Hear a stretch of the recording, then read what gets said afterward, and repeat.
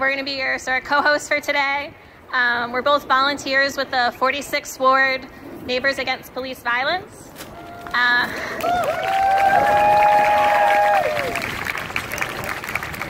So fortunately we were able to get a spot in the shade, but it is still pretty warm out, so just make sure you're like looking after each other, drinking some water. We do have water and snacks over at the info table, so feel free to grab some of that if you need it. And also, thank you all for doing an excellent job just off the bat. I can see a lot of the top of everyone's faces and not a lot of the bottom, so that's what we want to see. And also keeping the social distancing between groups because we want to be able to keep each other safe while we're talking about keeping each other safe in the larger scheme of things. Some of you might have seen James Kappelman's town hall last month. It was a Zoom call. He had on a representative from COPA. You couldn't even see all the questions that were asked. They got to handpick it. That's not how we do things here. This is a people's town hall. We have representatives of the community here to speak. Can you give a round of applause to everyone who's going to be speaking today?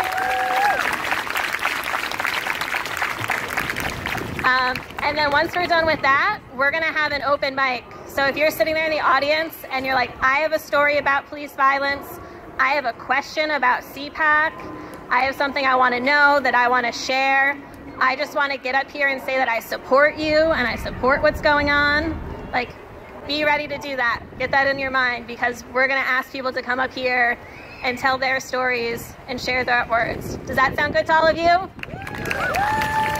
Awesome. So please give a very warm welcome to our first speaker today, Ms. Assata Lewis. Assata is a part of Kuma Link. She's a poet, playwright, and performing artist born and raised in Chicago. Through the Kuma Link's hip hop org, she's also been a mentor and a writing facilitator. She's used to speaking and writing to challenge harmful systems and begin to reimagine the world that we live in. Assata?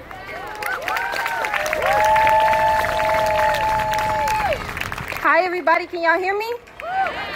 All right, if everybody where they are can repeat after me and say peace, love, respect for myself, for everybody, paz, amor, respeto para todos, ashe, ashe, ashe. All right, hello good people, my name is Assata. I'm so blessed and welcome to speak to you about something that is very important and vital to the reimagining and the transformation of our community. I wrote a little something, and so I hope you guys resonate and actually hear something impactful from it, okay? I only have about 5 minutes out of respect for the other speakers. And 5 minutes is not enough time to talk about the detrimental impact police have had on our communities as Black and brown folks and people of color. 5 minutes is not enough time to talk about the history of death and corruption Chicago's law enforcement has had.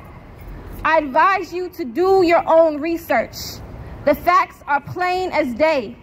And if senseless death of unarmed Black and brown people on the internet is not enough for you, then I don't know what would be. So 5 minutes is just enough time to talk about life. It has been a heavy year full of a lot of loss. Loss of heroes, loss of fathers, loss of mothers and family members. And while this year has been marked with a lot of death, this year gave us the opportunity to create life. Life that is built on the back of the legacy of all those we have lost. While we bury our dead, we also have the opportunity to bury the seeds of our future.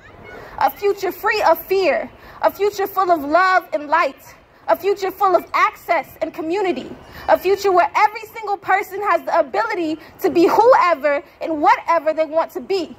A future where Black and brown kids don't have to worry about death before they think about life, where they don't have to think about their parents being deported or being trapped in internment camps in cages like animals.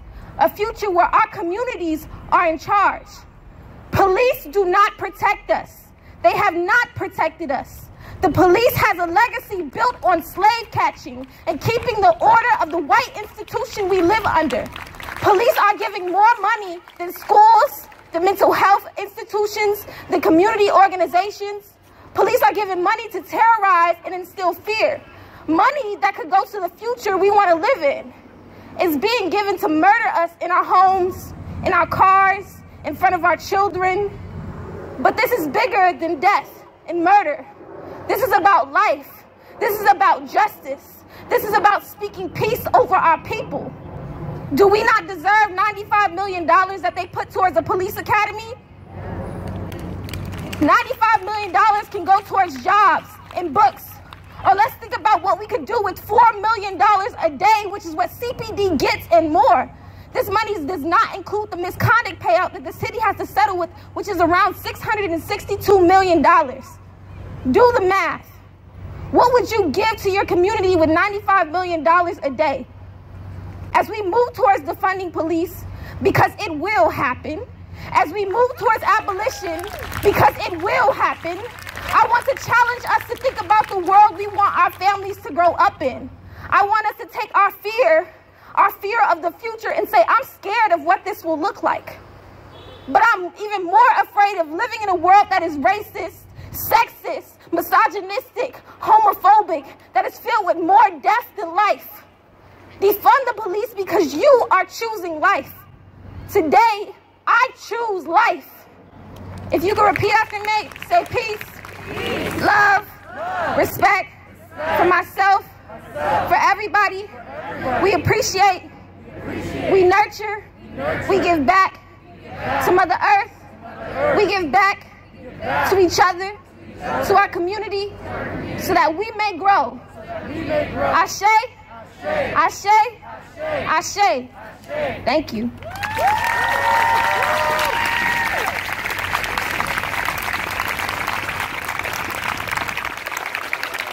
Thank you so much. That was beautiful. Our next speaker is Karen Zachor from the Uptown Community High School. She's been an Uptown resident for over 40 years and is a board member of Northside Action for Justice and a member of the core caucus of the CTU.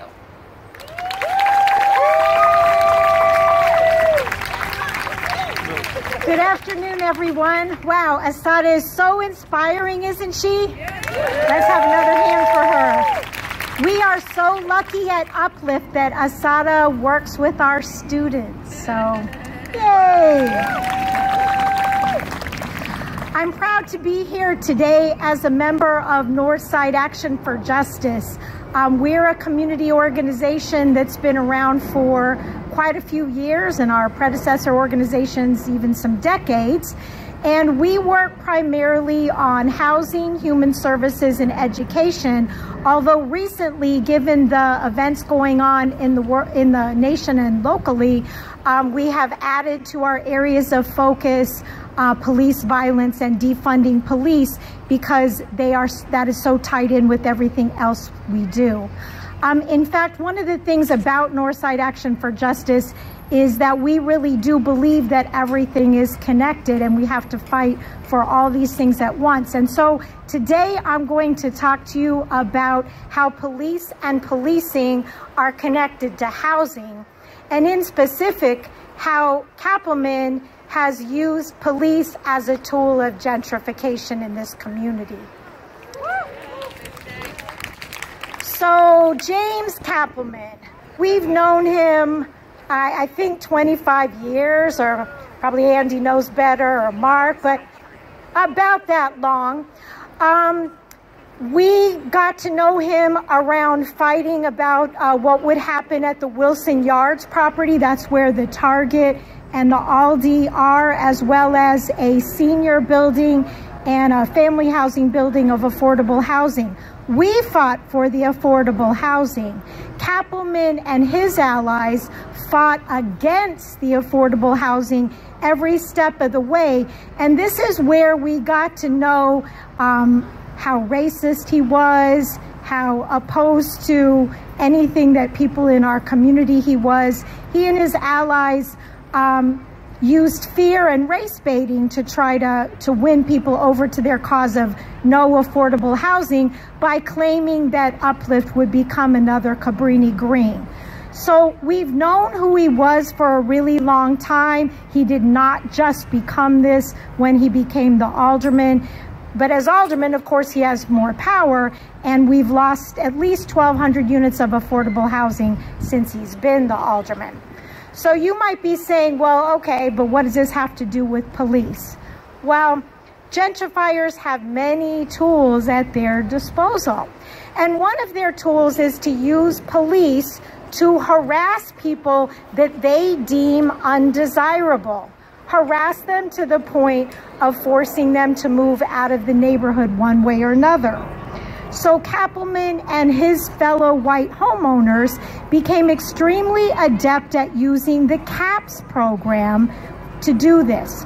Now, CAPS stands for Chicago Alternative Policing Strategy, and you might know it better as just community policing, incidentally, the program that the SROs come out of.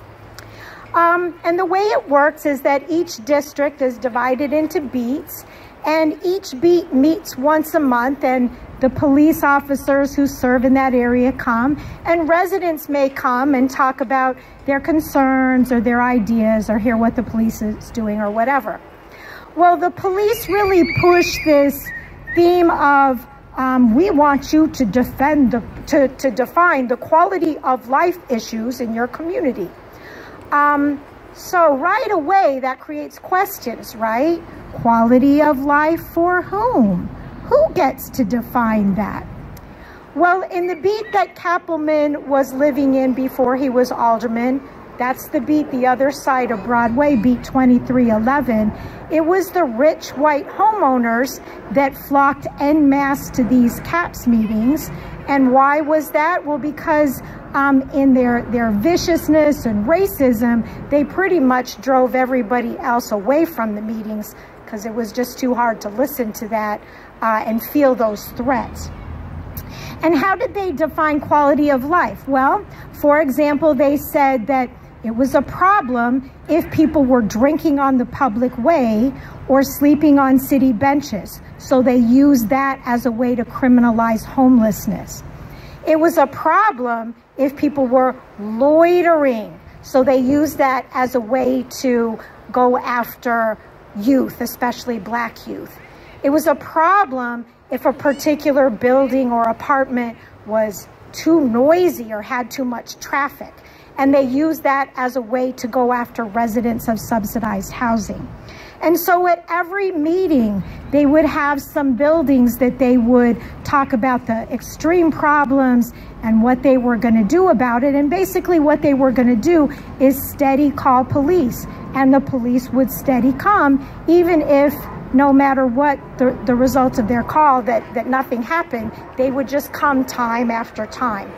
I want to give you some specific examples because this isn't just a vague thing that I'm, making up.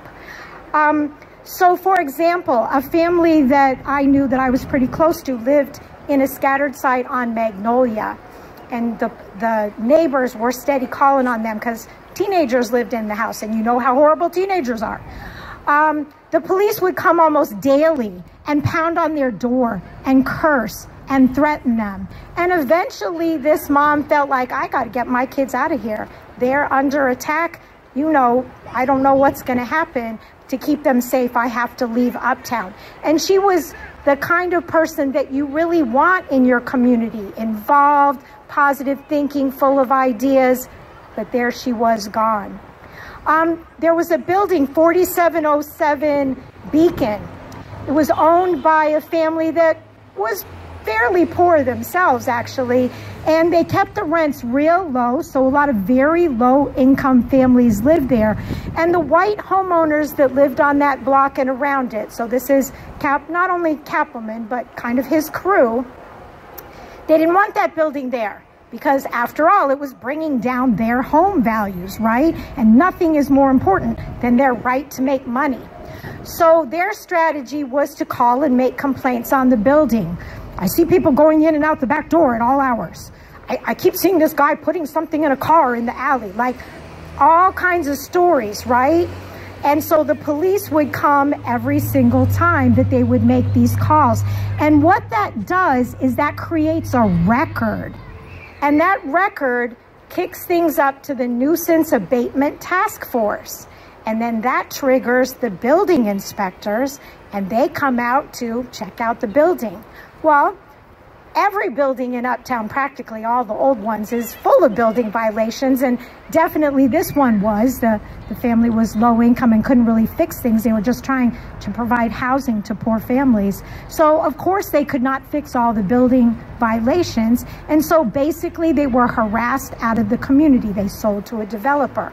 And there was no criminal activity. It was all made up. In fact, that's the strategy of the police, and I have heard them say this at CAPS meetings. When people say, well, I don't like these kids hanging out in front of my building, the police will say, well, they're on public property. There's nothing we can really do. But if you call and say you see suspicious activity, then we can come. So basically, they were telling these rich homeowners, just lie. Just say you see a drug deal or you see whatever, and we'll come and we'll roust them. And while we're at it, we'll fill out contact cards on them so we can start building a record on these young people and eventually create a way to move them out of the neighborhood also. They use similar pressure on some of the large buildings in the community that are subsidized, the HUD buildings. So at 920 Lakeside, for example, they pressured the management into instituting a policy where any family member who had had any sort of run-ins with the law was banned from the property. So if your mom was sick and needed groceries, but you had some kind of legal record, no, sorry, you can't deliver her groceries. If your grandma who lives on the 7th floor was dying, sorry, no, you can't go visit her. So in doing this, they were separating families and again, putting pressure on people to feel like, why am I staying here? I can't even have my family members come visit me. His husband, Richard Thale, is maybe a more horrible human being than he is, if that is possible. He had something called the Court Advocacy Committee, and this is an invention by the police department that is just horrific. It basically gets people in the community to go to court and stand up and basically pressure the judge to issue a harsher sentence. But Richard Thale took it one step further, and he recruited people, including people who didn't live anywhere near the property in question. He recruited them to come to housing court, not criminal court, housing court, to try to pressure judges to evict people. That's how they keep using the police and the prison industrial complex for their ends. Now, all of these are things he was doing before he was even elected.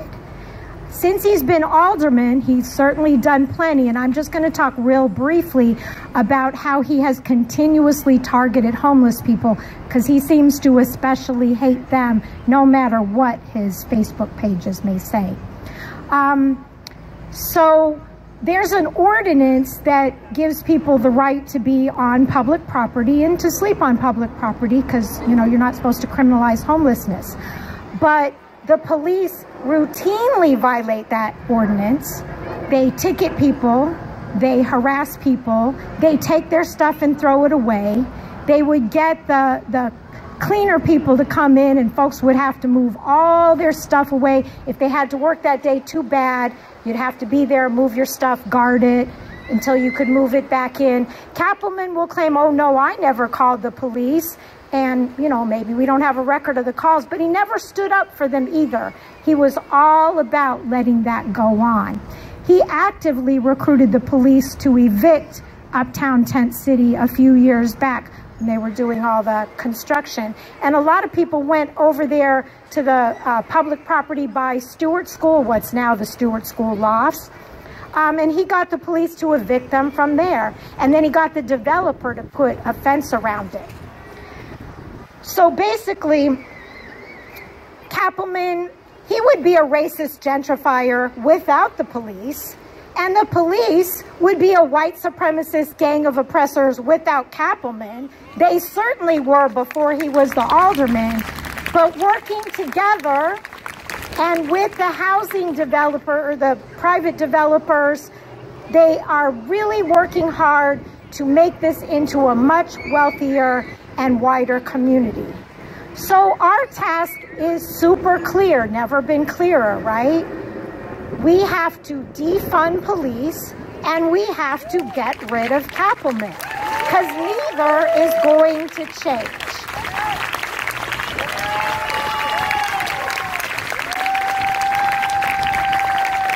Thank you so much for that, Karen. Our next speaker is Samara Owaida from the Palestinian Youth Movement, who's going to talk to us about the need for joint solidarity. Nice, nice. I want you to repeat after me real quick. I am smart. I am tough. I will always be enough. And 12. Nice. So, as it was mentioned, my name is Samara Owaida. I'm a member of Palestinian Youth Movement, PYM for short. We are a grassroots organization doing joint solidarity work around the world.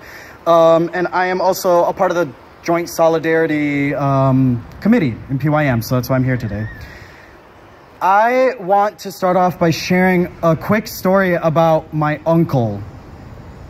For those who don't know, I was born and raised in Palestine for a few years, and I fled Palestine with my mother at the age of 5. My mom was 25 because the Second Intifada, which was basically the largest revolution that took place in Palestine against Israeli occupation. Promise I'm going somewhere with this. The earliest memory I have of Palestine was being 5 years old and my mom holding my hand, and we were walking through Ramallah, which is one of the largest cities in Palestine. And I remember pointing at an Israeli tank. Mind you, everything around us was kind of like destroyed and rubble because the war had taken its toll at this point. And I remember being like, "Mama, what's that?" And I remember my mom quickly putting my hand down and telling me not to point at the tank. And she picked me up and she ran away. And that's the earliest memory I have of Palestine. My uncle, so I'm 24, so this was around 2000 or 2001. My uncle was arrested by the Israeli military for armed resistance. He was fighting to kick settlers off the land that they stole from my people. Under international law, armed resistance, and according to the United Nations, armed resistance is legal. Occupied people have the right to resist by any means necessary. So my uncle was legally allowed to defend himself in court. When the Israeli soldiers arrested him and put him on an Israeli warplane, his body never made it back to Tel Aviv, which is an Israeli city. Instead, he was brutally tortured and eventually murdered on this warplane.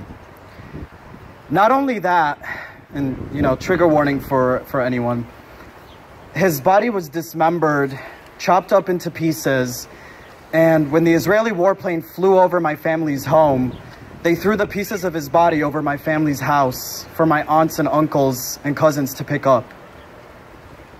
Those same soldiers are the soldiers that train our police.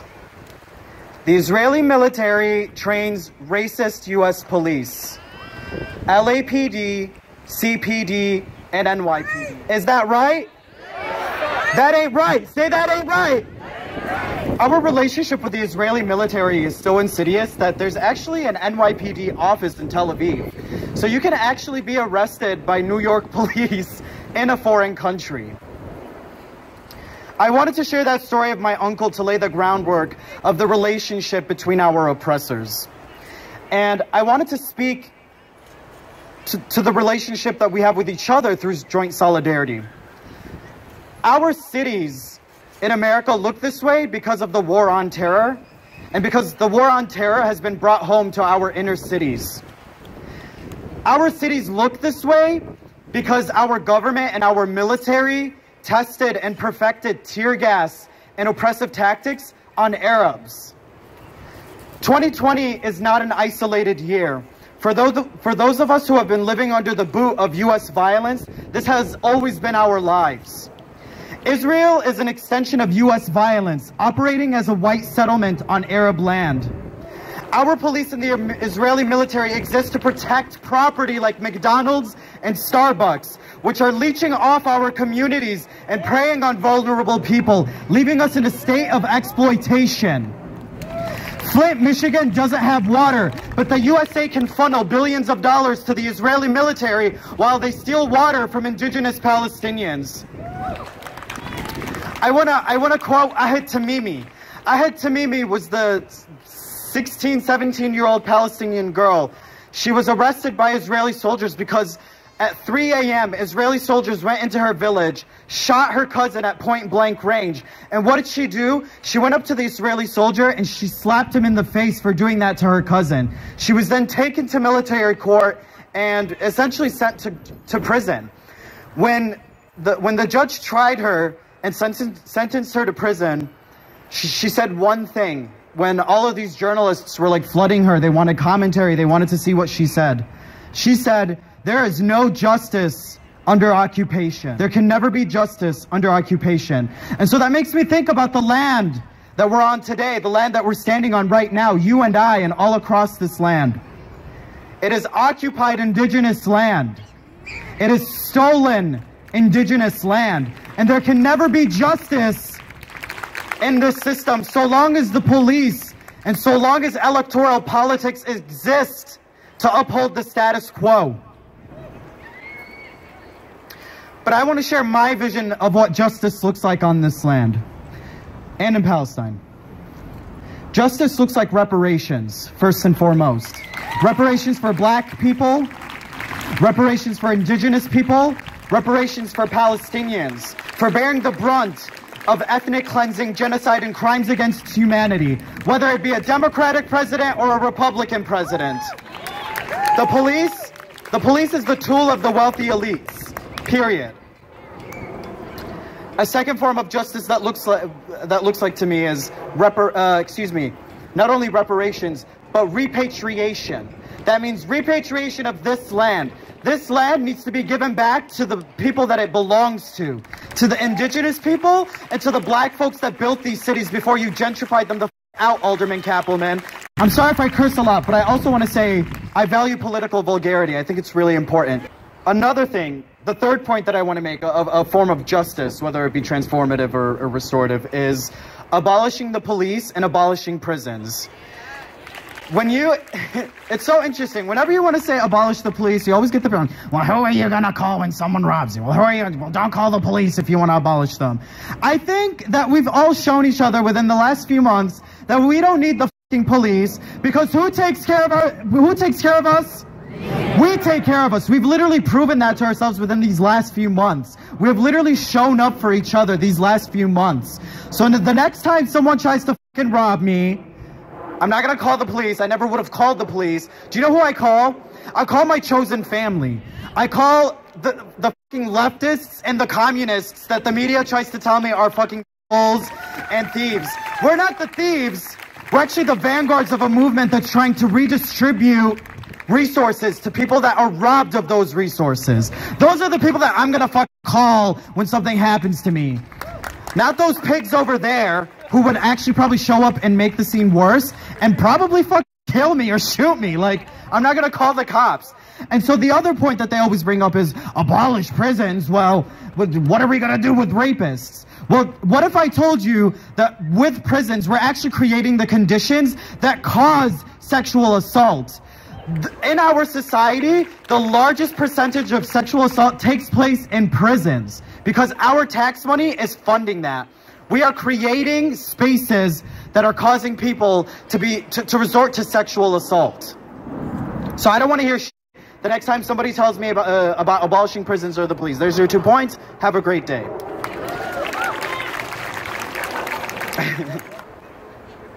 That means the next time somebody makes a bad decision, you don't police them for making that bad decision. Do we want to be the police?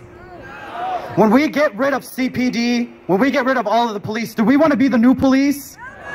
No. Policing is a form of violence, and violence cannot be reformed. Please say that with me. Policing is a form of violence, and you cannot reform violence. So does that mean we can reform CPD? No. But does that mean that we can enforce a form of abolition through CPAC? Yeah. So we want CPAC, right? Yeah. We want to hold CPD accountable. Yeah. Right. I spoke at the Pride March about a month ago, 2 months ago, and I spoke about a reimagined world. And in the words and in the energy of Angela Davis, Alice Walker, Assata Shakur, and our comrade Assata, who spoke before me, I spoke about how all I wanted for my birthday was collective liberation. And collective liberation won't come without black liberation. All I want is to live in a world where my friends can live loud, black, brown, radical lives without living in fear. A world where we no longer need mutual aid because none of us are hungry or unhoused, because all of that money is going to our communities, not to the police. I want to live in a world where primarily white men aren't allowed to hoard wealth through exploitive labor practices, extracting resources from our earth or any other means. I want to live in a world where we talk about white supremacy like we talk about the dinosaurs, extinct and difficult for us to imagine what it was truly like. But actually, I don't even want white supremacy's fossils. I want to live in a world where white supremacy has rotted, disintegrated, left our lives in imaginations. I want to live in a world that looks like my friendships and my chosen family. A world that is loving, a world that is challenging, a world that is kind, and a world that is already on its way. So let me tell you something. My 24th birthday, it wasn't a happy birthday because I didn't get my wish. Just like the many of us, the rest of us. I know we don't always get what we want. My wish remains unfulfilled like the dreams of many. Till they are, I take Angela Davis's words seriously. We have to act as if it were possible to radically transform the world, and you have to do it all the time. I am so grateful for the people in the 24 years of my life who have pushed me to live and act in this way. And that includes brown and black women, primarily. Every single one of you here is a blessing to me. Another world is possible, probable, and on her way. And I want to wrap it up by saying one last thing. Well, a few last things. Black Lives Matter also applies when black people are alive. It means you support their work. It means you see them for who they are, everything they are, and everything they deserve. And that means we deserve that reimagined world, and that means you are going to work for that world. It means buying their art, streaming their music. It means you put your body between their body and a cop. Assata Shakur said this quote from prison.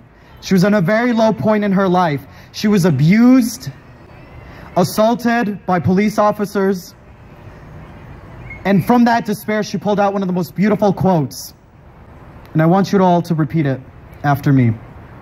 It is our duty to fight for our freedom. That's the energy I need right now. It is our duty to fight for our freedom. It is our duty to win. We must love each other and support each other. We have nothing to lose but our chains. We have nothing to lose but our chains. Close your eyes for me real quick. I want you to visualize a reimagined world where black people can be black, where trans people can be trans, and people can identify as whatever gender they feel, where women can wear whatever the fuck they want to wear, where queer people get to have whatever color hair they want to have, where a cop isn't on every corner of our community policing people for the choices they make. We can live in that world. Do you want to fight for that world? Yes. Do you want to fight for it with me? Yes. I want you to leave today constantly reimagining what this world could look like. We need you to get these cops off our streets. We need you to support CPAC. Ashe. Ashe. Thank you so much.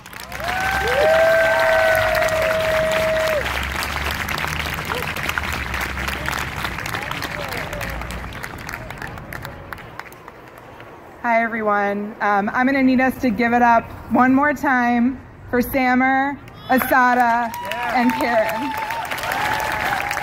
Really make some noise. That was amazing.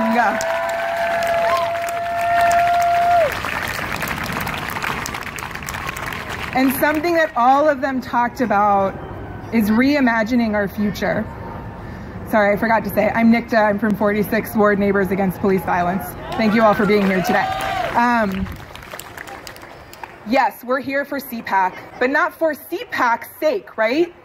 To get to that future that we imagine. And Kappelman is 100% a brick, a tiny, tiny, tiny, tiny brick, but a brick nonetheless in that wall, right? So we have to take what we learned today and lift our voices and take action.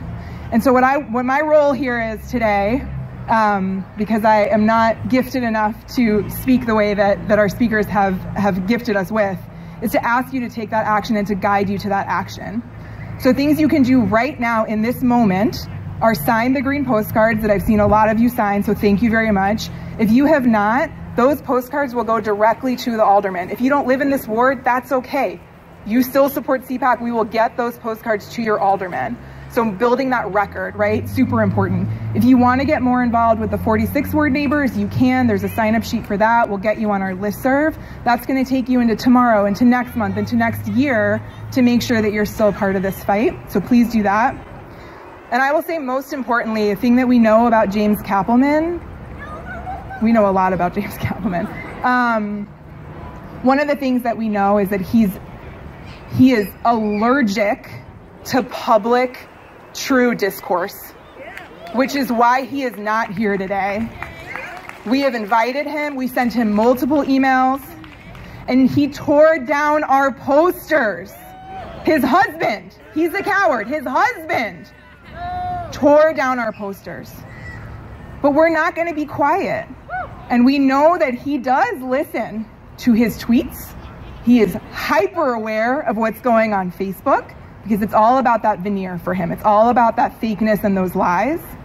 So I want everyone to take their phone out right now, get on Twitter. I think Twitter really makes him itch, so I feel like that's a good one. Get on Facebook, wherever you want to go. He's at James Kappelman. He should be easy to find. If you can't find him, go to our info table. We will get your phone to the right place. And I want you to tell him what you imagine that CPAC will allow us. What is the future that we're fighting for? Because he does get it, but he needs to hear it. He needs to hear why we're fighting and that we're not gonna stop, because we're fighting for our future. So everyone take your phones out. I see some people doing it. I don't see everybody doing it. I'm gonna be a little bossy. Please get your phone out. Get on Twitter, at James Kappelman, and whatever you write, just tag it, CPAC Now. That'll make our voices more collective. That's all I have to say. Thank you.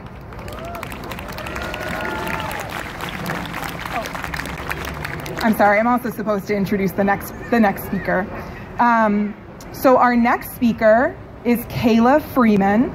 She is a member of 46 Ward Neighbors Against Police Violence, and she's also a social worker in the ward, and she's going to share her experiences with us. So give it up for Kayla. Hi, everyone. Thank you for coming out here. Hello, someone waved. Wonderful. I am so glad that Sammer mentioned land acknowledgement. I just want us to take a moment to say the names of the tribes: Kickapoo, Peoria, Potawatomi, Miami, and Sioux. This is their land. And why is it so important that we acknowledge land? I personally believe that protest is exercising saying the truth in public. And so I want to practice saying the truth today about the police impact of people with mental illness. I'm a social worker who works with people struggling with addiction and mental illness. I'm completing a field placement working in rehab right now, and I cannot serve clients and help them recover without reflecting on the person in environment. That's a social work truism. We look at the person in environment. So I can't look at a person without acknowledging their trauma and their histories, often filled with violence, that have led to the emotional and behavioral symptoms that we call mental illness, or we call an addiction.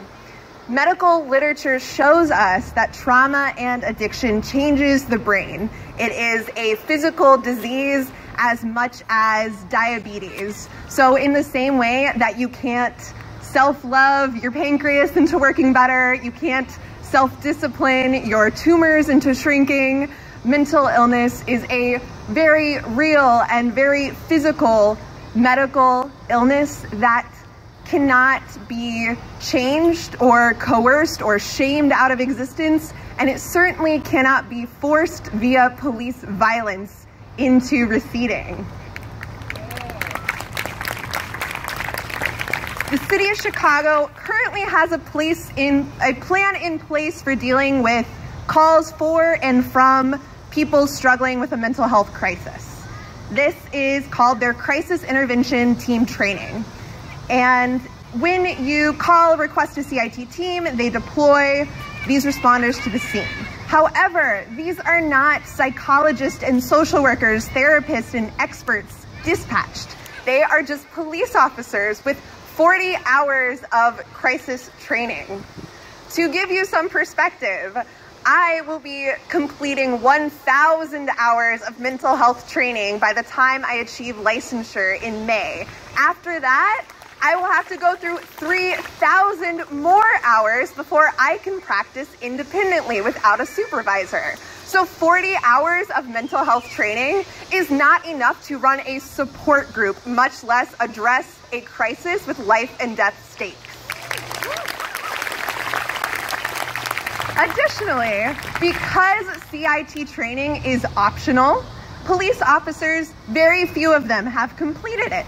So if a person calls and requests a CIT team for a mental health emergency, there is a coin flips chance that you will actually get a CIT team dispatched to your crisis. Imagine if you called an ambulance and there was a coin flips chance that instead of paramedics, they sent lifeguards. And imagine these lifeguards have guns, and if your broken leg or your heart attack gets too scary, they might shoot you and kill you. Individuals with severe mental illness make up about 2% of the United States population, but they make up a little more than a third of all police interactions.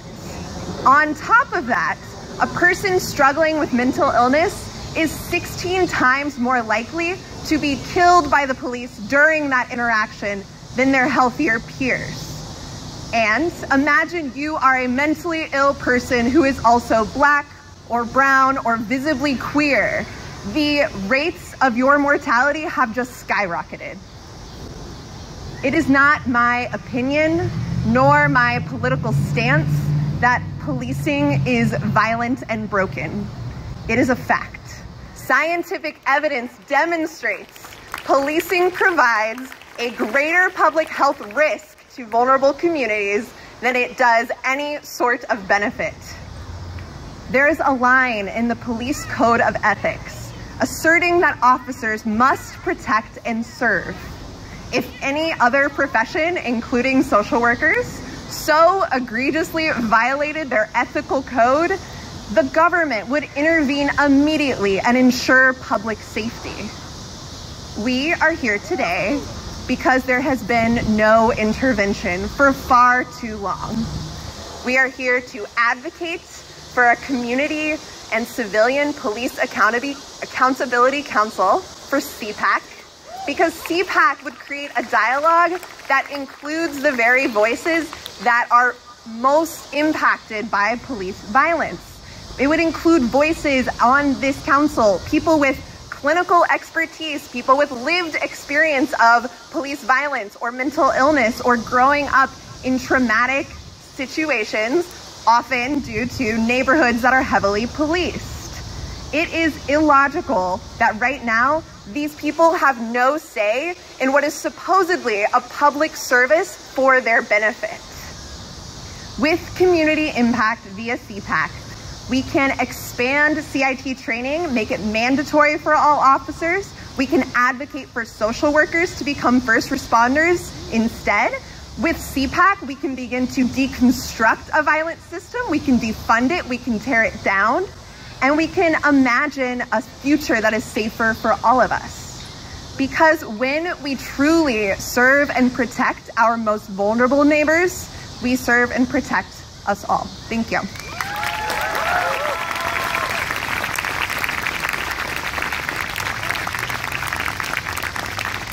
Thank you, Kayla, for that perspective. It's great to hear from a social worker because we know Kaplan likes to lean on that. So that was really great. Next up, we have Carmen and their comrades from the Brown Berets, which is a civil rights group based in the Chicano movement.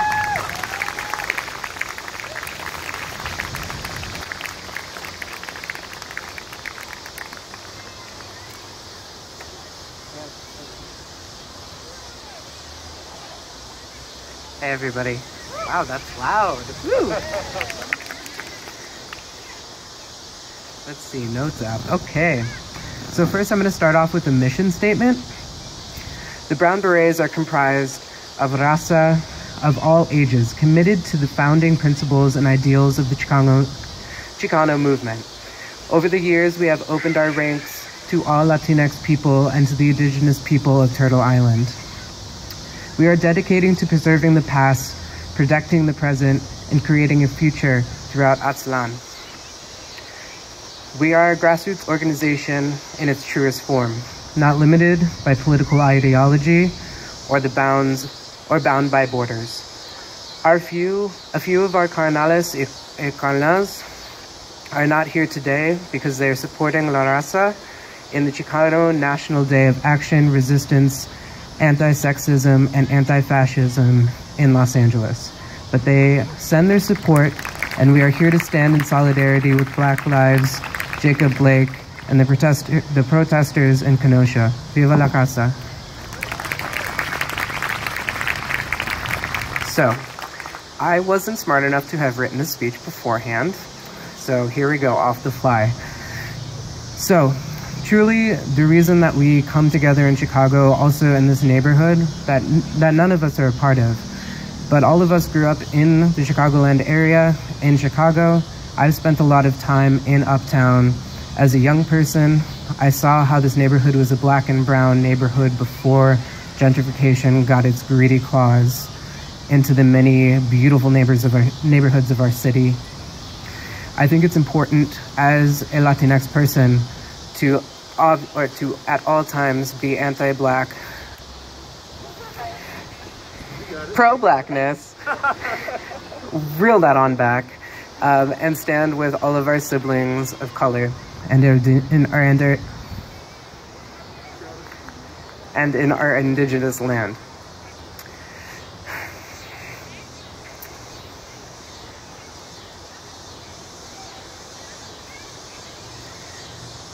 So today I've heard a lot about what it means to envision a new future and what it means to envision a future without the police department, without the pigs as we like to call them, and what that can truly look like within liberation of Black people and people indigenous of this nation. And what I truly see as it's all of us standing together for one another. As we've heard in our marches, as we've heard in our protests, who keeps us safe? We keep us safe. Who keeps us safe? Who keeps us safe? We keep us safe. Yeah, that's right. And it really, really, really is true. When we look at our teachers for our young people, keeping our students safe, who keeps us safe? The police department and our schools do not keep us safe, they keep us scared. Is fear and safety the same thing? I don't think so. Who keeps us safe when we go into the emergency room? Not insurance companies, not people looking to deport us, not people looking to charge us, not people looking to check our pockets and see what kind of drugs they've planted on us. That's not the point. Who keeps us safe in that situation? We keep us safe. What do those people look like? They look like nurses. They look like doctors. They look like nurse practitioners. They look like our EMTs, alive or dead. They look like us. They don't look like them. Why do they come in riot gear? Who are they here to serve and protect? Not us. With envisioning a new future, I see that as many steps. We see that as finding justice for our people. We see that as the defunding and reallocating of funds. We see that as a future without a prison system, without an unjust system. We see a future where we're not voting for the lesser of two evils. We're seeing a system in which we can flourish and not just the highest percent of us.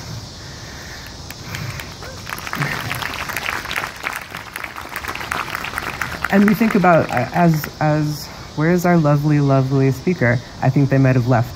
But as one of our speakers beforehand talked about restorative justice and what that means within the incarceration system and the unjust system that we've created, that was created for us, we think about the people who are victims of violent crimes, who are victims of violent crimes as children, what systemic racism, what institutionalized punishment looks like, and what that continues to create within our communities. It makes the person who was abused as a child and never seen support, it puts them into a position that oftentimes perpetuates that cycle of abuse in a way that doesn't need to happen, in a way that our folks who are social workers, our folks who are here for social justice, our folks that are here to stop gentrification, we don't need to continue to punish ourselves and to punish one another. Also, for the color of our skins, there's how many white folks are here tonight? A lot of white folks are here tonight. What does solidarity look like within class struggle? What does solidarity look like within needing homes and needing safe drinking water and needing spaces to experience joy and not be policed until we are killed? One more point to bring up is we're all aware that on September 15th, there's the police training academy for ICE. That's a day that we all need to keep us safe. They don't keep us safe. They want us gone. They want to prey on the people who can never receive medical treatment, whether they tax pay, which they do, or do not. The system is just so broken. So we expect to see everybody within this community show up for and with us, both us folks who are of our border to the south, and our folks who are from Africa, our folks who are from Arab nations. They're looking for all of us, and they can deport and single out anyone that looks different, whether visibly queer, as we said earlier, whether black, brown, differently abled, poor. We all have a target on our back, and I think that all we need to do is stick up for one another and protest and march on the line in armed resistance and unarmed resistance and community support and just personal support. Thank you.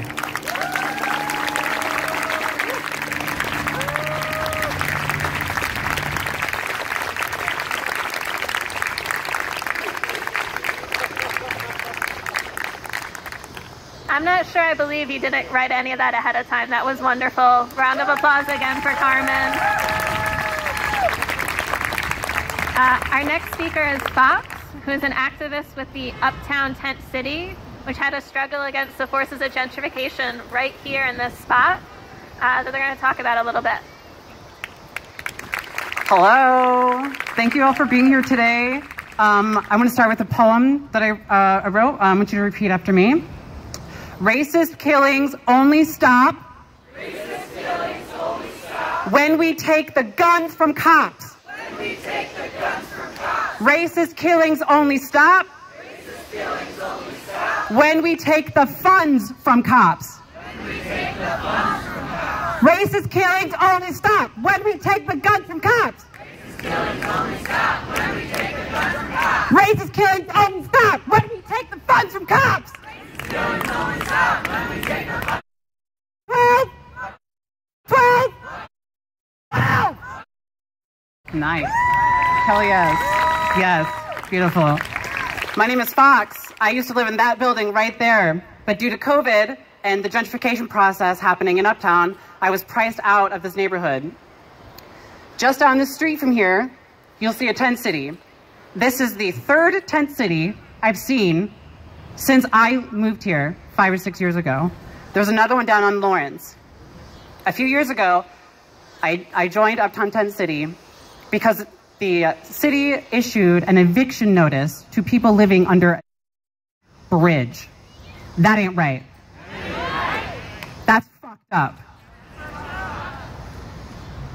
We moved that encampment 5 times in 4 days. We moved them onto that grass over there. We moved them onto the grass over there. We moved them onto the grass over there. And we moved them on the grass right here.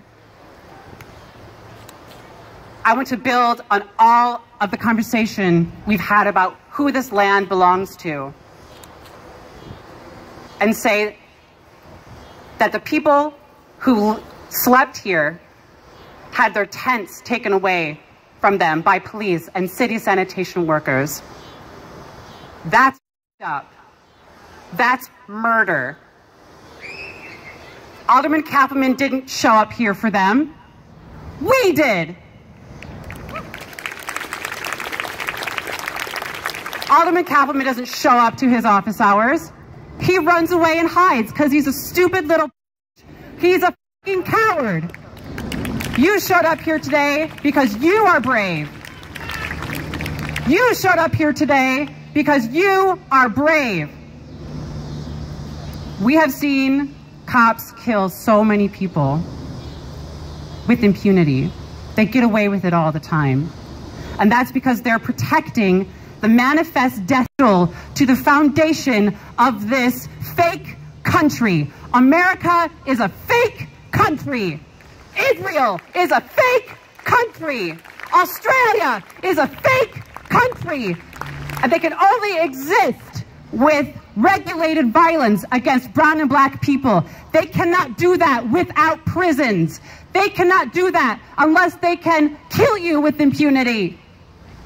Abolish police. Reallocate those funds to schools, to housing, to real social networks that feed people, that house people. They are afraid of organizations who do the work they're supposed to do. So when the Black Panthers were feeding people, who did they target? They killed Fred Hampton. You cannot reform violence. America is a death cult. People tell me, oh, you've got to vote for Joe Biden and we can push these policies to the left. But when Obama was in office, you've got Standing Rock. You've got Black Lives Matter protests popping up all over the place. It is not enough to vote. You need to show up. Get off the internet. Come out here and join us if you're watching this. We can't do this unless we all show up. Ariel Atkins from Black Lives Matter always says, find your movement home. There are plenty of organizations here. Get involved. Talk to these people with the yellow shirts. Talk to CPAC people. There are so many organizations that you can join so that you can do the work that people call police to do. CPAC now. CPAC now. Alderman Kappelman, resign. I want to say one more thing, but first I need to take a deep breath because I don't normally speak in public.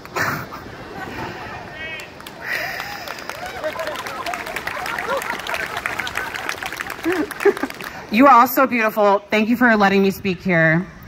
12. Racist killings only stop when we take the guns from cops. Racist killings only stop when we take the guns from cops. Thank you.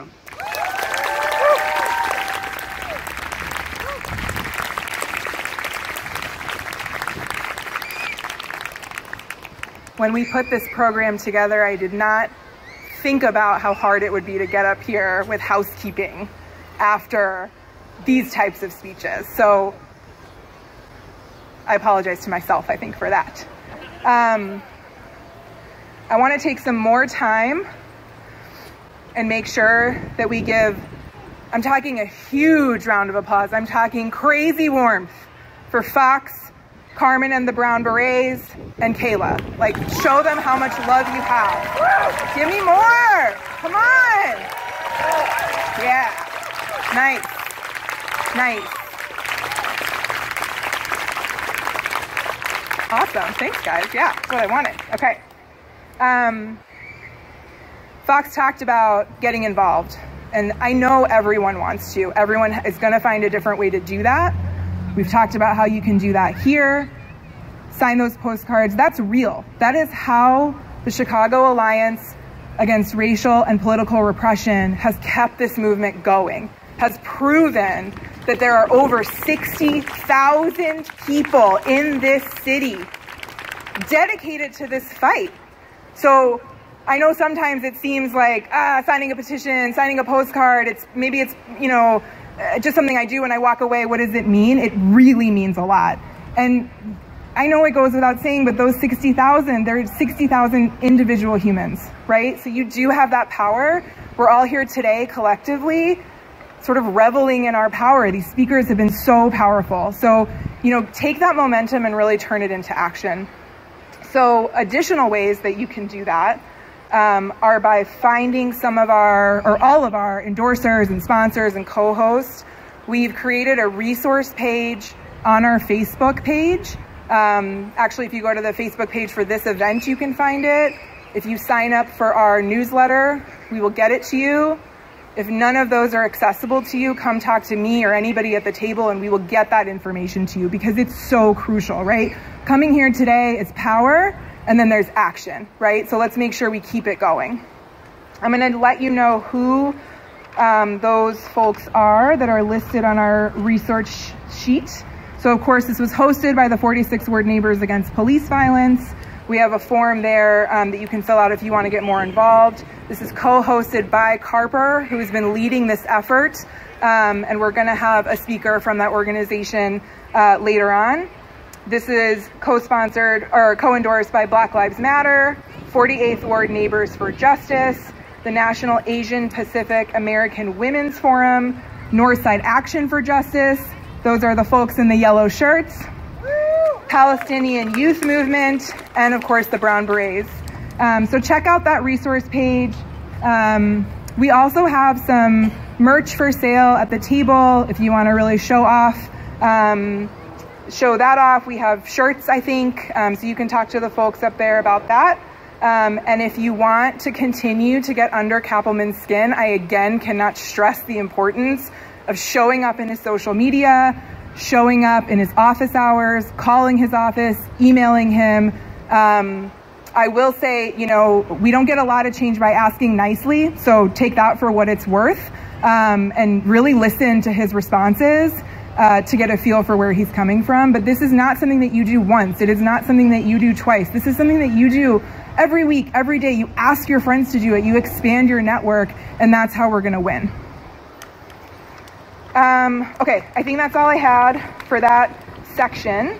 So now I'm going to introduce Scott Jarvis, who's also a member of the 46 Ward Neighbors Against Police Violence, and he's going to give some very specific details about police in our ward that our group did research on, so we can get even more fired up about how fucking cool they are.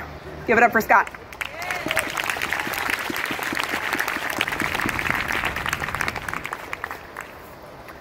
Hi, everybody.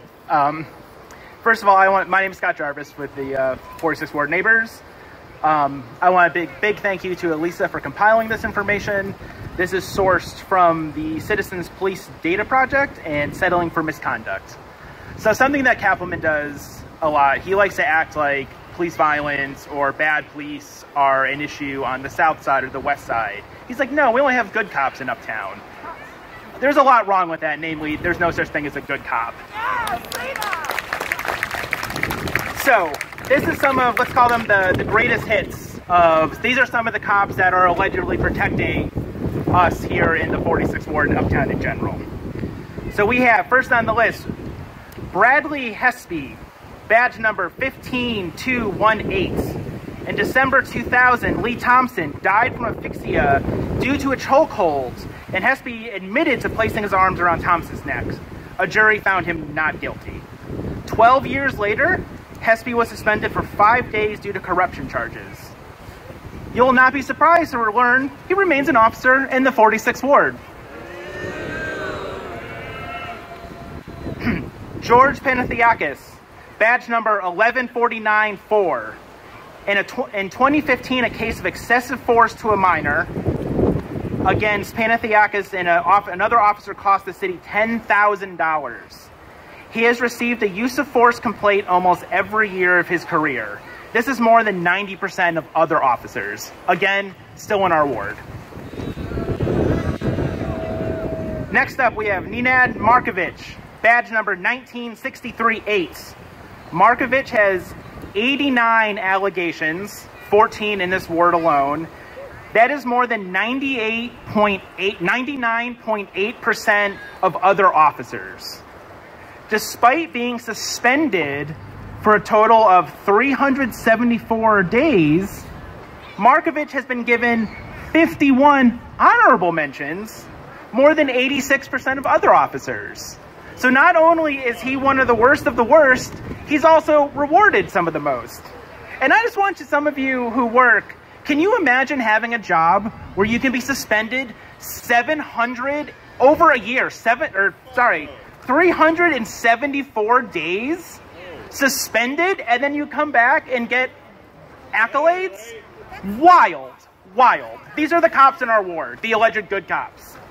And the last I have on my list, Reuben Weber, badge number 21072. In 2011, Weber was among 6 detectives who fabricated evidence, withheld essential information, and coerced the false confession of 18-year-old Marcel Brown. Brown spent nearly a decade in prison before being exonerated. And again, Weber remains an active detective in the 46th Ward. So this is why we're out here calling for CPAC now. We demand accountability for these cops that are allegedly protecting us. So, well, CPAC now. Thank you.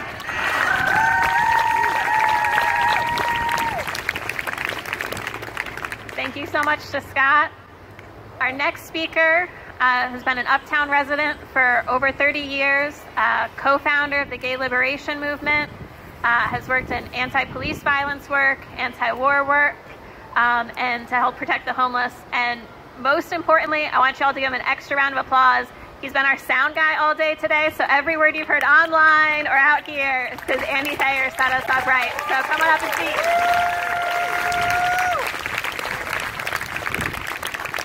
Thank you. I don't know about a lot of you, but I've been profoundly depressed and angry at the same time for the last several days. I don't think you could be human without being so.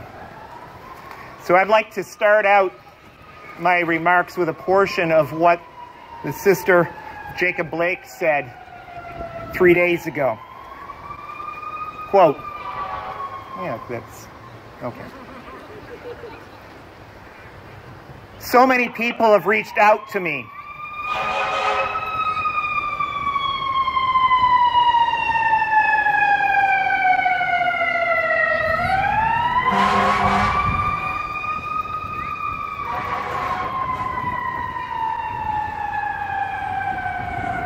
Her words are so powerful, I want you to really, really hear them.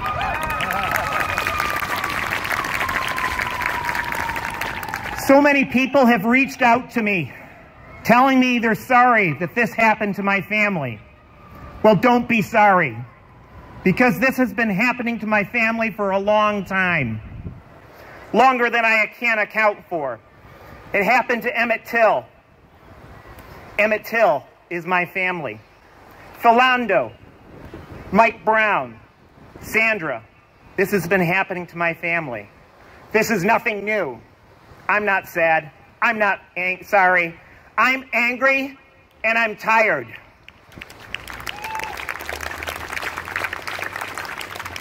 I haven't cried one time. I stopped crying years ago. I am numb. I have been watching police murder people who look like me for years. I'm also a Black History minor, so not only have I been watching it happening in the 30 years that I've been on this planet, but I've been watching it for years before I've been alive. I'm not sad. I don't want your pity. I want change.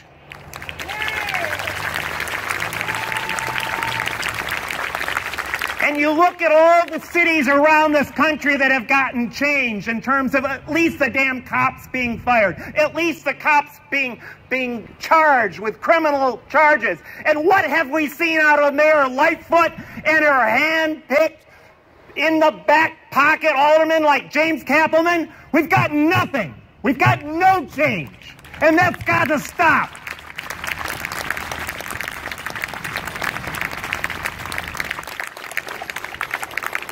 Now, in response to Kenosha, in response to the looting on Michigan Avenue and elsewhere, we've heard a lot of talk about violence.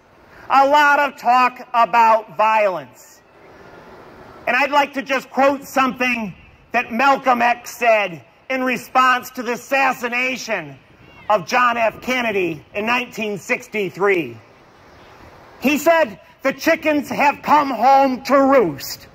And by that, he was talking about Kennedy's war on Vietnam, his orchestrating the assassination of President Diem, his orchestrating several attempted assassinations on President Castro. Here you had a man who, in the later words of Martin Luther King, said, "The United States is the biggest purveyor of violence in the world today," and yet they're saying, violence is not the way to make change. We live in a country where half of the federal discretionary budget goes to the military. We live in a city where 40% of the operational budget goes to the CPD. And you're telling us that violence makes no difference? It's not the way to make change? Well, look in the damn mirror, Mayor Lightfoot. Look in the damn mirror. Every damn president, including whoever the hell gets elected in November.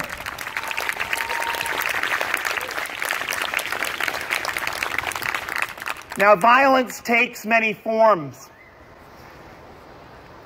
As Fox mentioned, a number of us, and I'm sure a number of you out here, were involved a few years ago in trying to protect our community's homeless population from being evicted repeatedly by Alderman Kappelman and the police and the social workers employed by the Chicago Department of Health, and a small army, frankly, of people from everything from streets and sand on up to the Chicago Law Department.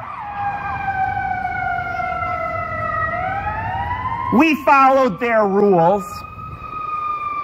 We filed lawsuits. We were defeated. As Fox mentioned, we were evicted 5 times, including from this very ground right here. They brought out the Metropolitan Water Reclamation District cop, a cop who had arrested me like 5 years before that. He's now retired and working for them. 5 years ago, they attempted to shut down a homeless protest right over here on this corner here. And we used the law to temporarily let us have that space. But then just a few years later, when Kappelman pushed us out due to the alleged need to fix the viaduct over here, we filed federal lawsuit.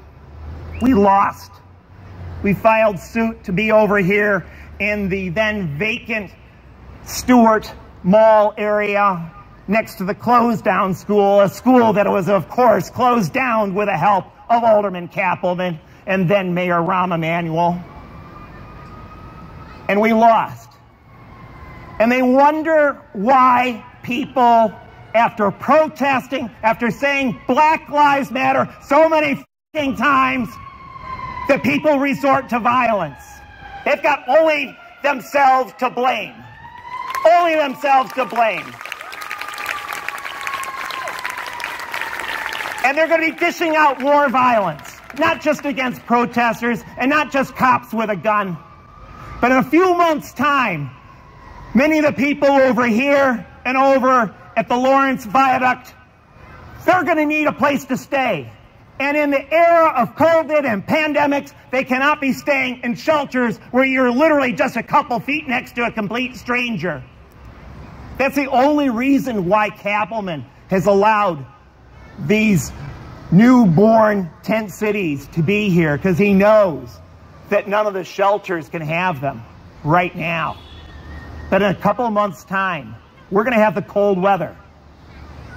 And Mayor Lightfoot, no doubt, will wash your hands and say, oh, what can we do? Because you know, a lot of folks, they'll go on the L's, but then that isn't safe either.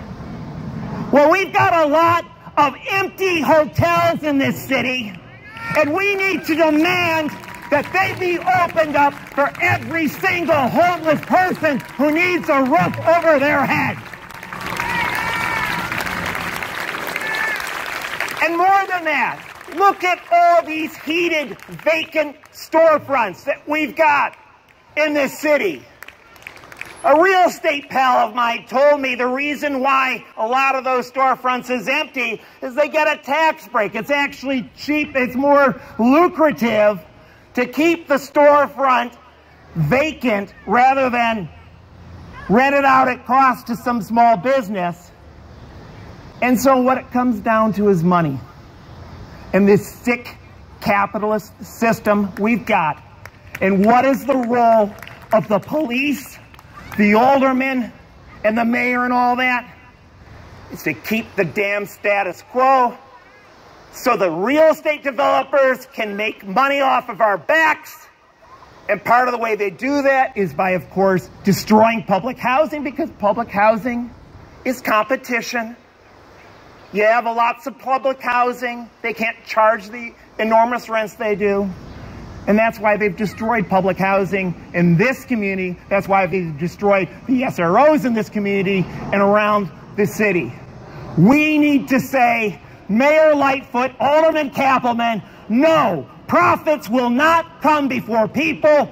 Open up those goddamn hotels for the homeless this fall so people don't literally die on our streets. If they do die, we hold you directly responsible for that death. And if you think there's violence and anger right now, just keep on doing what you're doing.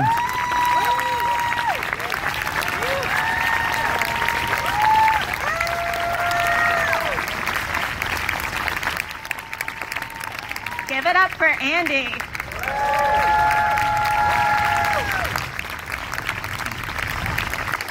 Our next speaker has worn many hats in her life. She's an organizer. She was a former candidate for alderwoman. She's a new mother.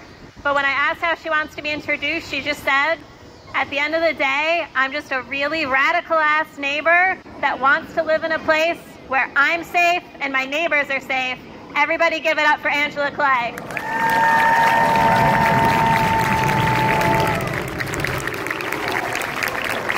Peace, peace, peace, peace, peace. Before we get started, I just want to have a few moments of silence so that we can acknowledge the families of Breonna Taylor and Elijah McClain.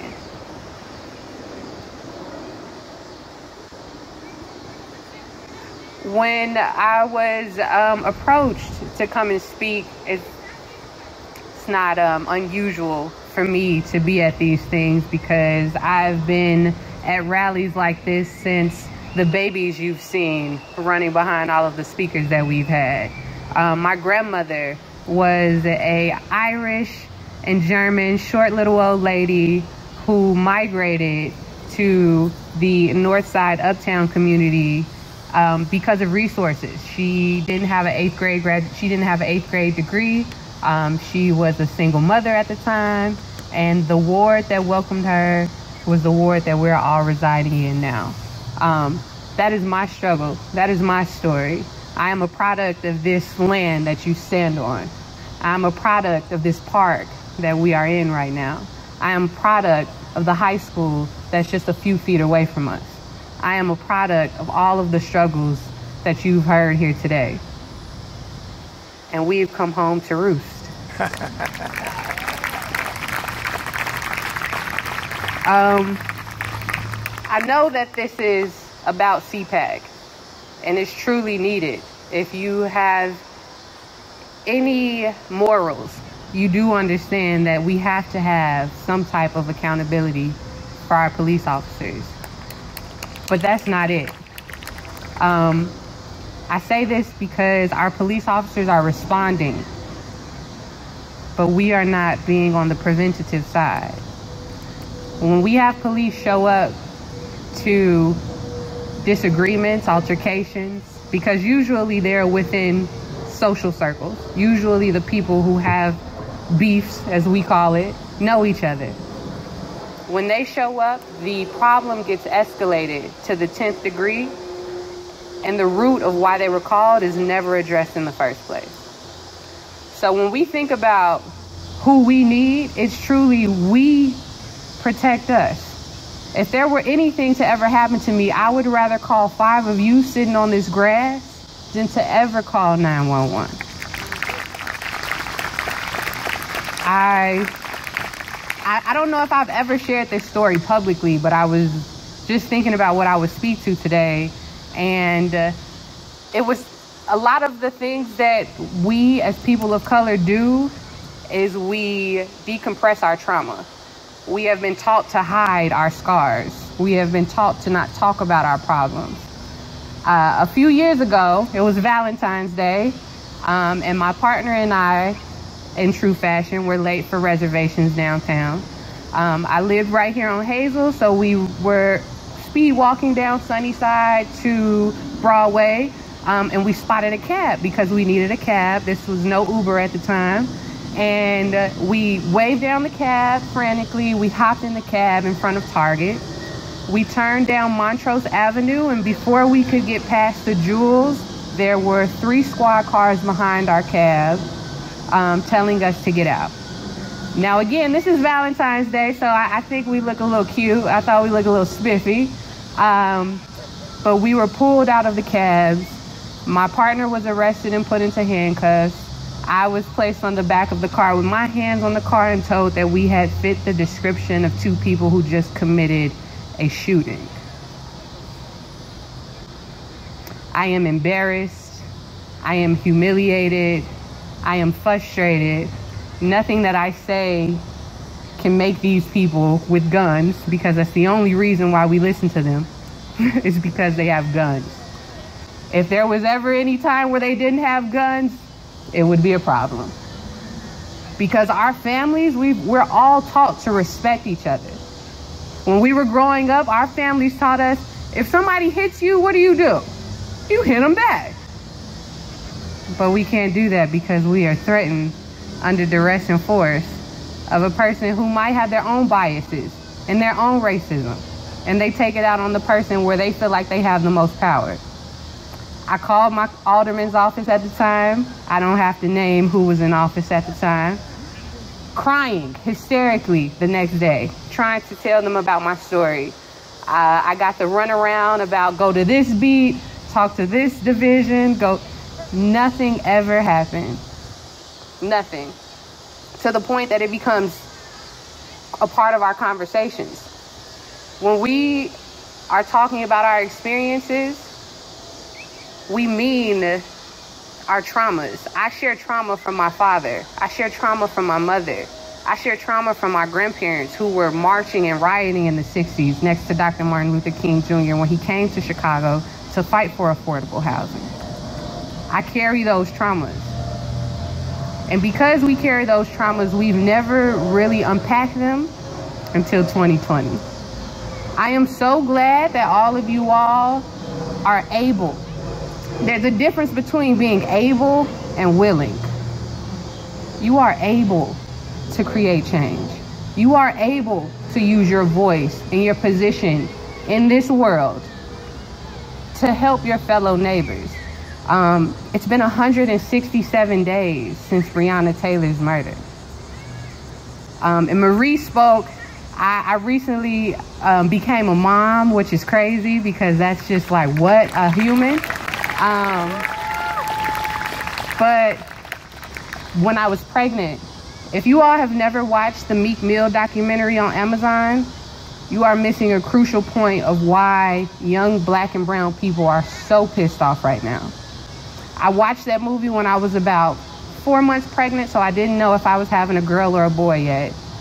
And I remember watching the series and bawling to my mother saying, I pray that I don't have a son. I thought that I was okay when I found out that I was going to have a girl, and then Breonna Taylor. I thought that if I had a sweet, genuine, intelligent, healthy family to raise my child in, that they would be respected and looked at as an equal in this world. And then there was George Floyd. And I thought that my child would have the best of everything that I could offer them, all of the love, all of the knowledge of their history, all of the greatness that they come from. And then we have Kenosha. So I really don't know anymore. I don't know. I don't know how are we able to be seen human? How are we able to be seen as we have families? I have a mother that adores me. I have a father that would give his last everything for me. I have a community that supports me wholeheartedly. This community that we have here is not just for the privileged. It is not just for the able-bodied. It is just not for the mentally sound. It is just not for the pretty. It is not aesthetics. It is soul. It is what's in your soul. You are sitting on this grass right now sharing space with souls. Those people over there are not just over there. They are souls. They are our neighbors. They are our families. I think it is disgusting that we have bars outside of a fucking public space where every morning these people who already have nowhere to call home have to look at when they wake up and open their eyes. They have to immediately be faced with bars and imprisonment. Sometimes I wonder, is this how John Lewis felt? Is this how Malcolm X felt? Is this how Assata Shakur felt? Or is this just how we feel? I truly, genuinely need all of you to understand that we as individuals carry so much power that CPAC is going to happen.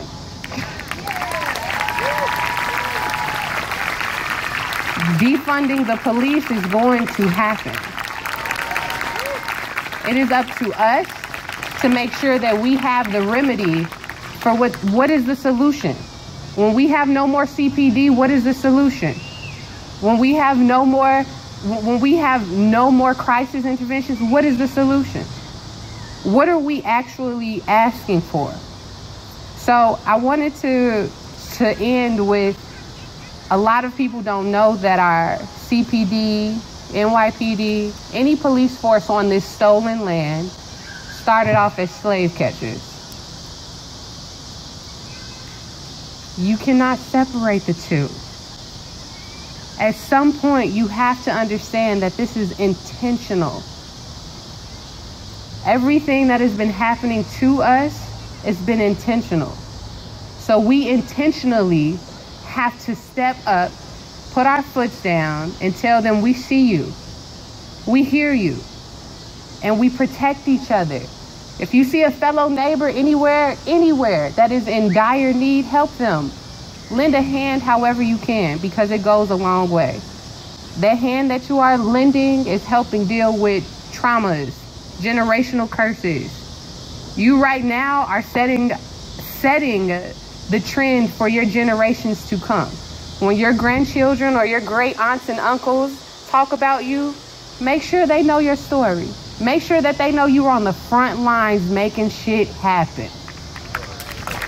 Peace and love.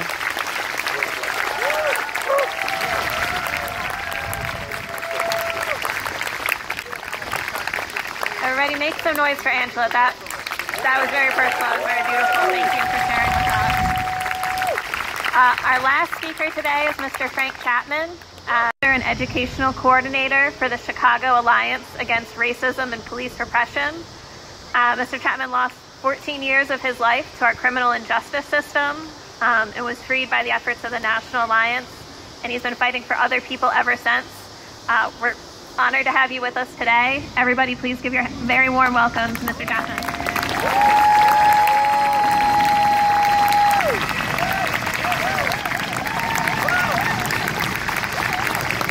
Thank you. Thank you for inviting me to this really tremendous, momentous event. I've seen a lot of rallies in my life, and this one matches the great ones that I've seen. The speakers have been touching and moving, because what comes from the heart touches the heart. So I'm not going to kill the flow. I'm going to try to keep it going. I want to tell you a little bit about myself because it's so relevant to what we're doing here today. In 1961, when I was 19 years old, I was tortured and wrongfully convicted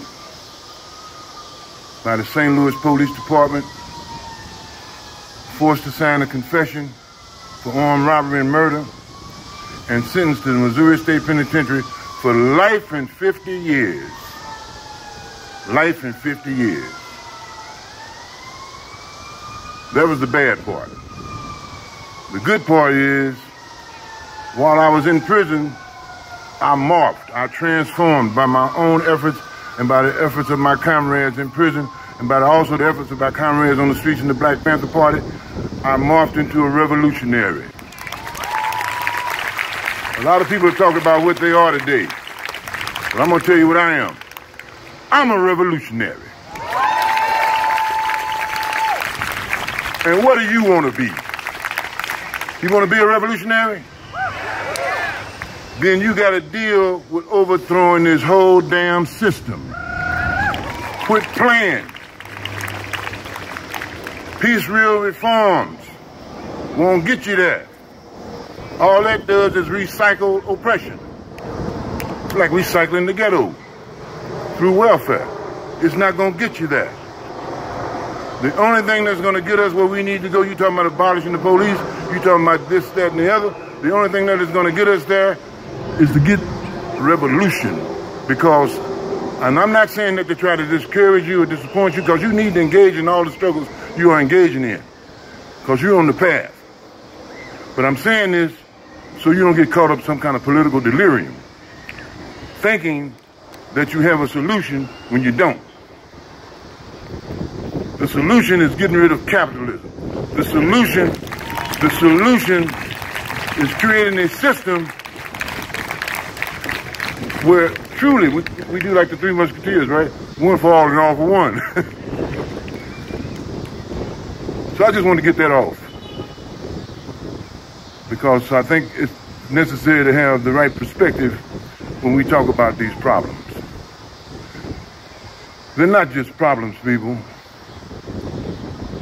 Oppression is not just a problem.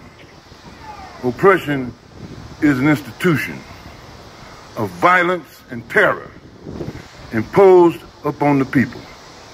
That's what my people have been going through for over 400 years. Violence is oppression. Oppression is violence. For people to tell me about somebody looting a store being violent, hold up. Wait a minute. Let's put some truth in it.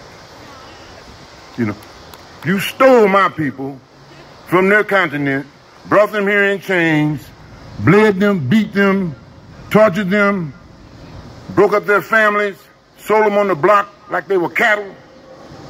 What are you talking about, violence? How violent is that? You gave indigenous people disease blankets with smallpox. How violent is that? You still cutting food stamps and shit. How violent is that? Don't talk to me about violence. I know about violence. I was in prison for 14 years, remember? I saw violence every day, and it was imposed upon me every day. And they didn't ask us our opinion about it. They just did it. Somebody mentioned about the police, because that's what I came up here to talk about. I was down in Kenosha last night. I said Kenosha because I know they're going to win something. I was down there last night because I met all these young, black, Latinx, queer people. I met all these people, white people, who had such tremendous amount of courage, because they were, look what all has been done to them in the last few days. They've been tear gassed, they've been shot with plastic bullets, and they've been murdered. And they've been jailed. And I was down there with someone who just came out of jail. And a lot of you helped to get them free too, because you called that sheriff down there and demanded their freedom. Thank you for doing that. But they came straight to the rally, out of jail, to protest and march again. Now, that's what I'm talking about. We're not going to be frightened. We're not going to be intimidated. We're not going to be ran off these streets. We're going to continue to protest and get in these streets until we get some damn change in this country. Not just in this city, but in this country. Because we're tired of it. This been going on way too long. I'm 77 years old. And I've been in the struggle for over 50 years. So this is not my first time seeing police murder somebody. I've been seeing it all my life. Like the sister said, Blake's sister said. I've been seeing it all my life. We bury the dead. We mourn the dead. But we fight like hell for the living.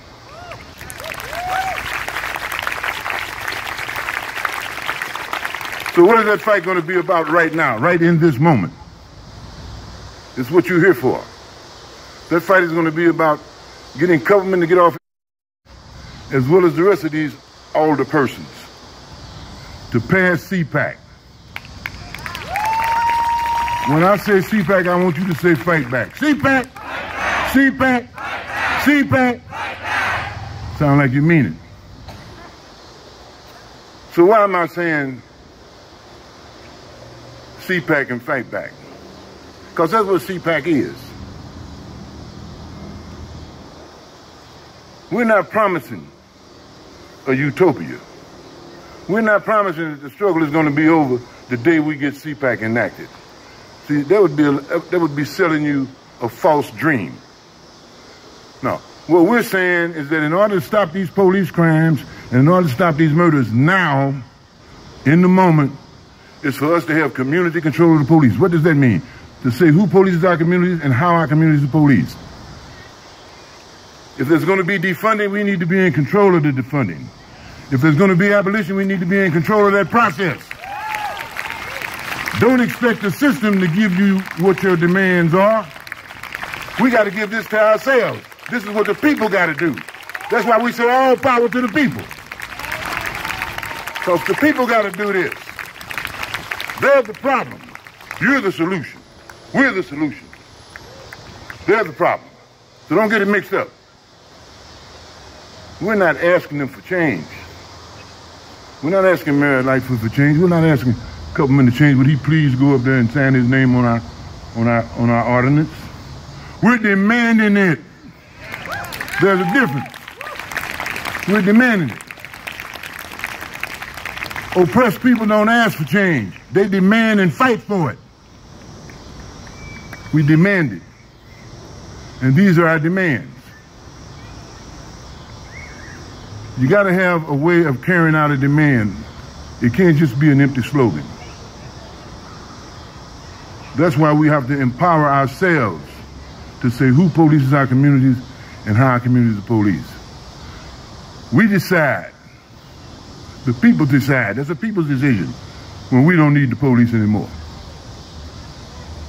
We don't go up and ask the master. We don't go up and ask the capitalist bosses, hey boss, can you get rid of these police? They ain't acting right. No, it don't work like that. We got to take power. We got to take power. And CPAC is a step in that direction. It ain't all the way. It ain't the whole 100 yards. But it's a step in that direction. And you got to have a strategy, because if you don't have a strategy, then you ain't got no tactics. And our strategy is what? Overturn the whole damn system. That's our strategy. We don't want to... A reporter asked me, when the George Floyd rebellion first kicked off, I call it the George Floyd rebellion, Breonna Taylor rebellion. When it first kicked off, the reporter came up to me and says, okay, what if you get CPAC? What then? What do you want? I said, we want every damn thing. We want everything. Because that's what you took from us. You took everything from us. So we want everything. In fact, you don't get to make no damn deals. You don't get to make no deals. If this is done right, you don't get to make no deals. Because when we overturn your ass, you don't get to come back and say, well, can I have this? Can I? No, you don't get nothing. We want everything. We want it all. That's what it's got to be about. Got to be about it all. So we're going to end like we started. All power to the people. All power to the people. All power to the people. Now I'm going to put a Fred Hampton thing on you. When I say I'm a revolutionary, I want you to do this. I'm a revolutionary. I'm a revolutionary. I can't hear you. I'm a revolutionary. I'm a revolutionary. I'm a revolutionary. Thank you, because that's the only way this is going to happen.